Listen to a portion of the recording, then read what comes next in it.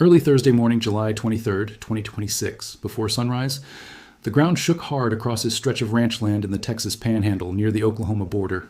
A magnitude 5.1 earthquake struck at 5:21 a.m., centered en route, Ral Roberts County, close to the small town of Miami, Texas. People felt it as far away as Amarillo, Oklahoma City, Tulsa, and parts of southwestern Kansas, with some reports coming from more than 200 miles away. Nobody was hurt, and there was no significant structural. Here's where the story gets genuinely interesting. Outlets covering this quake didn't agree on how rare it actually was. Some called it the strongest earthquake ever recorded in the Texas Panhandle. Others called it the strongest in more than a century. A few said it was only the 40H earthquake of magnitude 4 or greater, documented in that region since 1900. All of those things are true at once, and the reason comes down to a real distinction worth understanding. An earlier Panhandle earthquake near the town of Panhandle in 1925 has historical, been estimated at around magnitude 5.4, but that number was never measured by a seismograph, since no instrument existed anywhere near that remote stretch of land at the time.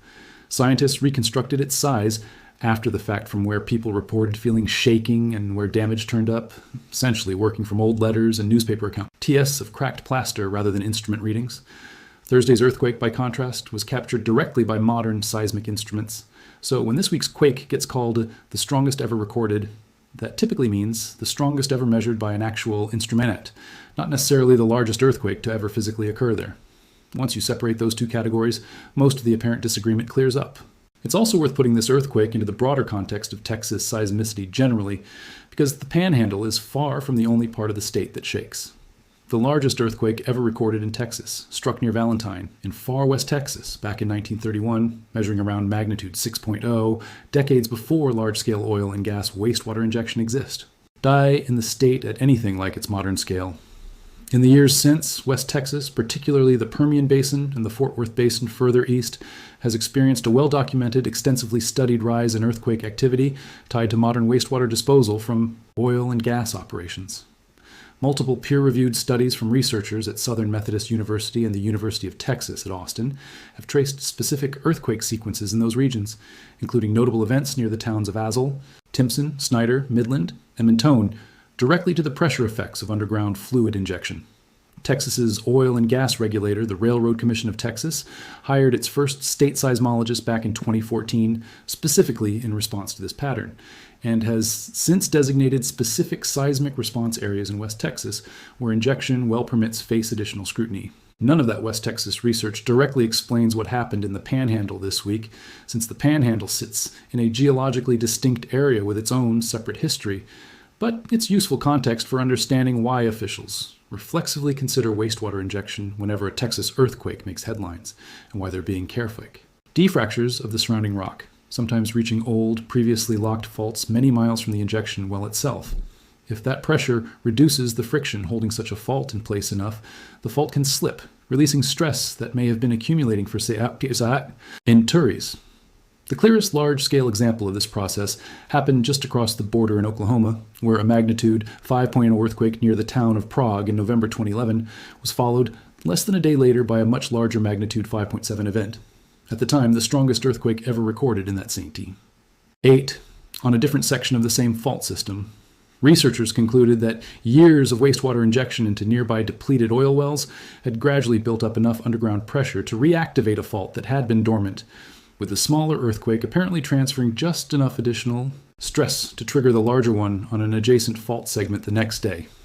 That Oklahoma case is part of why scientists take the general possibility seriously anywhere in this broader region, even while remaining appropriately cautious about applying it to any specific new event without direct supporting evidence. Circling back to what USGS has said specifically about this week's Panhandle earthquake, the agency's pager system, which estimates likely casualties and economic impact based on magnitude, depth, and nearby population density, assign this event its lowest alert level, reflecting both the moderate magnitude and the sparse population in the immediate area.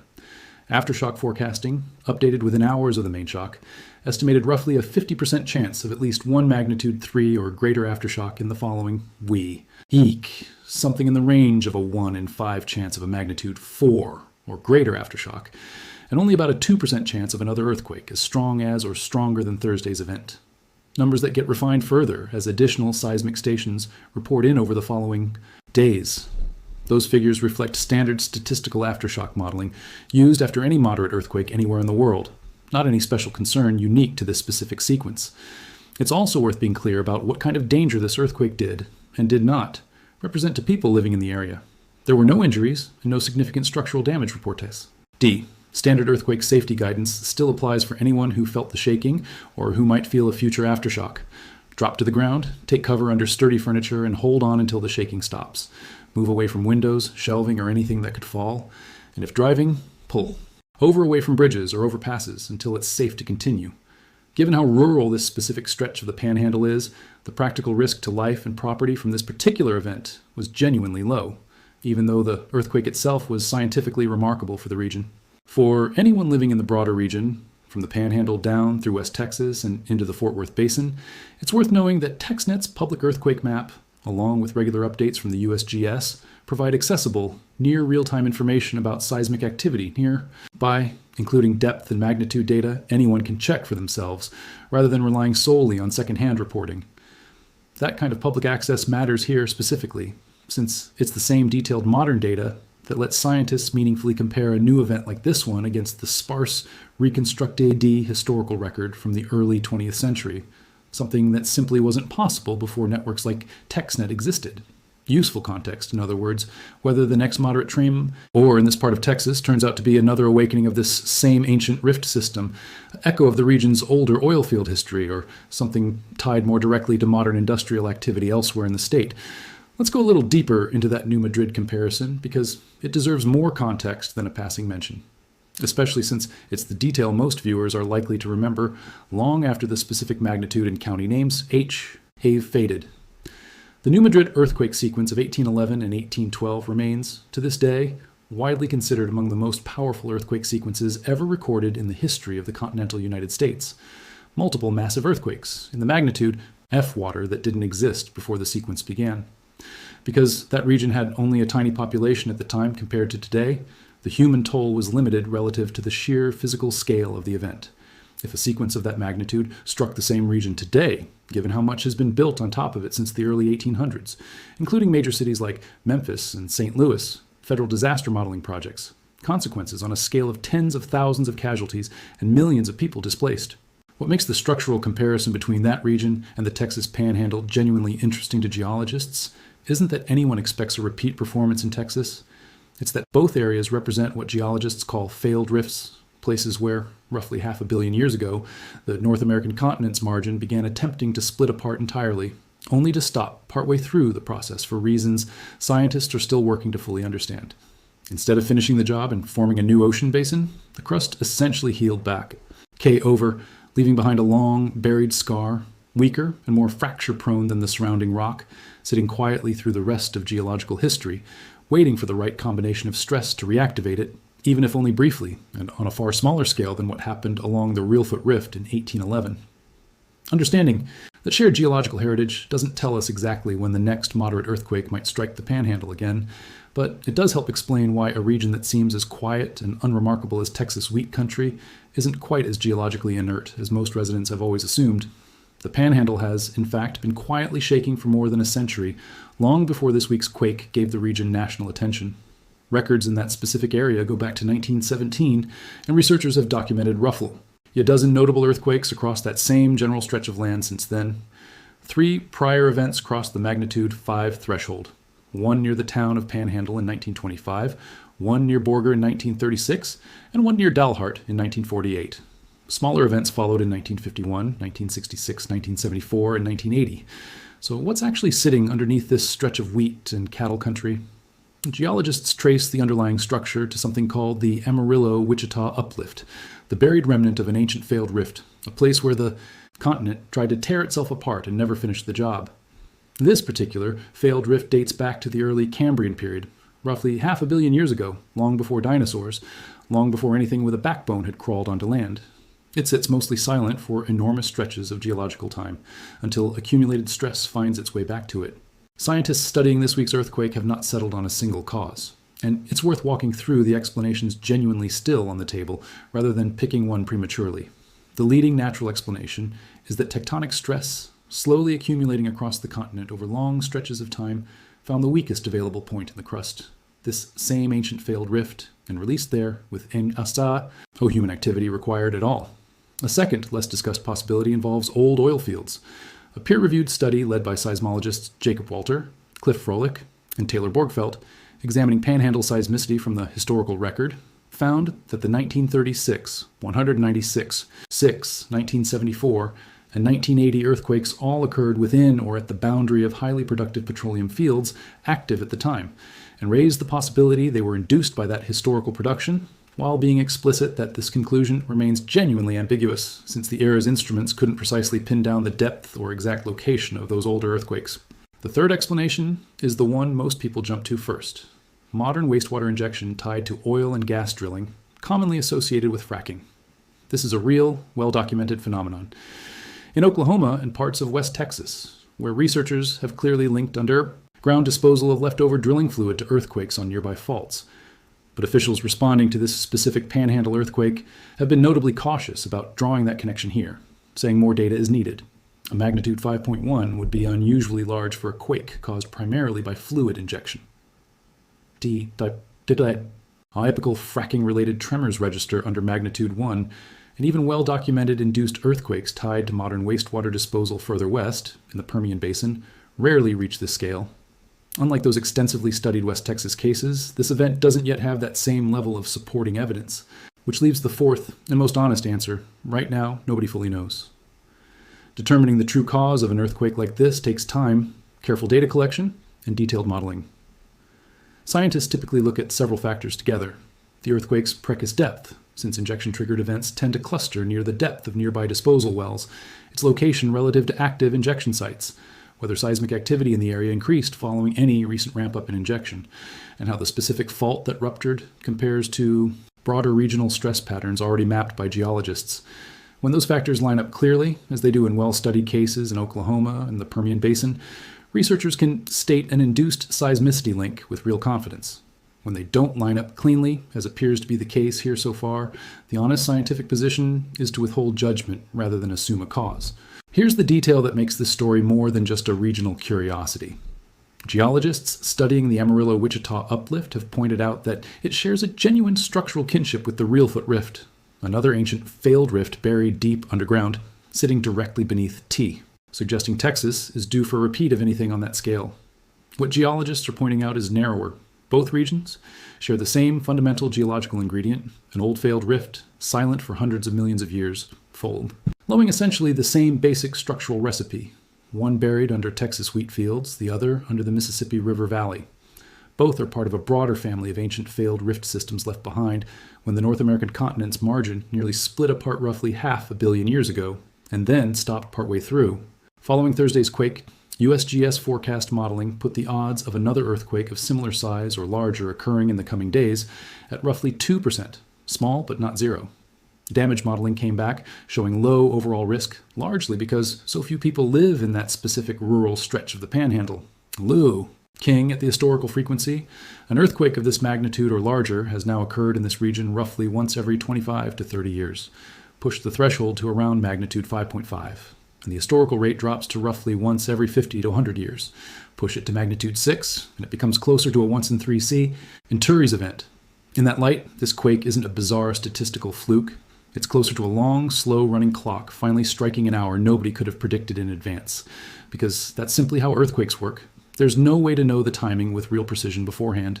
It's worth understanding a bit more about how scientists actually go about investigating whether an earthquake like this one was influenced by human activity, since that question tends to dominate public discussion anytime the words Texas and earthquake appear together. Researchers typically weigh several distinct lines of evidence rather than relying on any single clue.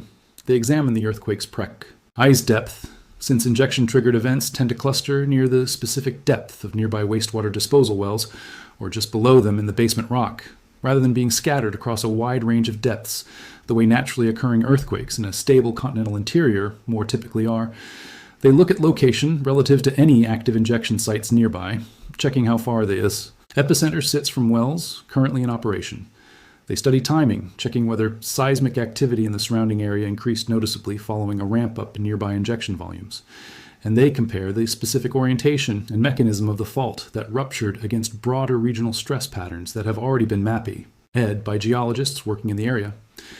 When several of these factors line up consistently, as they did in Oklahoma's Prague sequence and in Texas's own well-documented Permian Basin and Fort Worth Basin cases, researchers can state a connection to industrial activity with real confidence. When the evidence doesn't line up cleanly, as appears to be true for this specific Panhandle event, so soon after it happened, the appropriate scientific response is to withhold judgment and keep gathering data rather than rushing toward a conclusion that isn't yet supported. Texas has actually built real infrastructure specifically to help answer these kinds of questions faster than it could a decade ago. The state operates TexNet, a dedicated statewide network of seismic monitoring stations built in partnership with the University of Texas at Austin, specifically to track earthquake activity in much greater detail than was possible before large-scale induced seismicity became a public concern in the 2010s.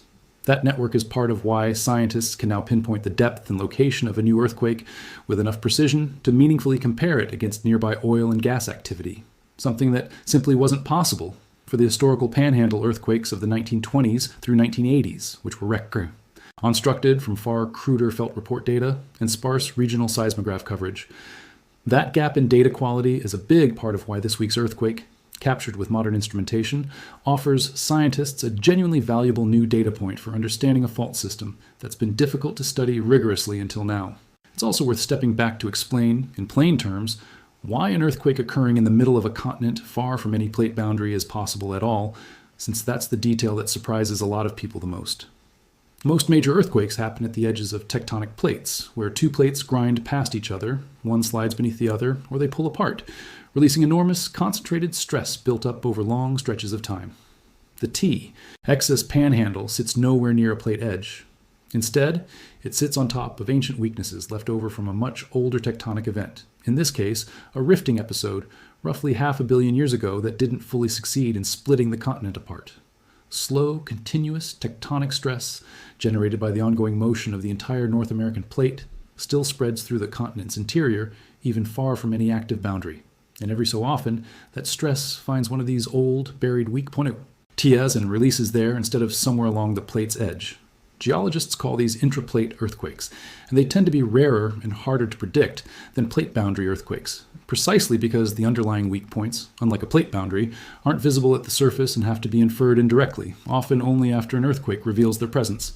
That underlying dynamic also explains why moderate earthquakes in a place like the Panhandle can be felt over such a surprisingly wide area. The crust in the central United States, unlike the more heavily fractured crust found along active plate boundaries like California's, tends to be old, cold, and comparatively intact. Fractured crust absorbs and scatters seismic energy relatively quickly, keeping strong shaking and find closer to the source. Older, more continuous crust carries seismic waves much more efficiently over long distances, losing comparatively little energy along the way. That's a meaningful part of why a shallow magnitude 5.1 earthquake centered in rural Roberts County could be felt clearly in cities like Oklahoma City and Tulsa, hundreds of miles away, rather than fading out well before reaching them. It's also worth knowing that ancient, previously dormant intraplate fault systems producing unexpected moderate earthquakes isn't a uniquely Texan phenomenon. Similar failed rift structures exist beneath other parts of the central and eastern United States, and several have produced notable earthquakes in recent decades, despite sitting far from any active plate boundary. They're reinforcing that this general category of hazard is real and reasonably well understood by seismologists, even if any individual event remains hard to predict years or decades in advance, let alone weeks or days ahead of time. That broader pattern is part of why agencies like USGS maintain continuous nationwide seismic monitoring rather than concentrating resources solely along the country's more obviously active plate boundary regions like California and in the Pacific Northwest. So where does that leave things? The ground shook harder in the Texas Panhandle than any seismograph has directly recorded there before, and that part of the story is settled fact, not media exaggeration. At least 3 separate explanations, natural reactivation of the ancient rift, historical oil field activity, and modern wastewater injection, remain technically on the table, and scientists have not settled on one of them exclusively, which is itself an honest, if unsatisfying, answer. Underneath this entire event sits a roughly 500 million-year-old buried scar in the Earth's crust, one that shares its basic structural blueprint with the fault system responsible for one of the most violent earthquake sequences in American history. What happened in the Panhandle this week wasn't something, impossible or unprecedented in any deep sense. It was something this ancient structure had, in a geological sense, always been capable of producing again, on its own timeline, long before Texas existed in any recognizable form. That's the honest, complete picture of what's currently known, no more and no less certain than the evidence actually allows. And it will most likely stay that way for some time yet, until better data eventually arrives.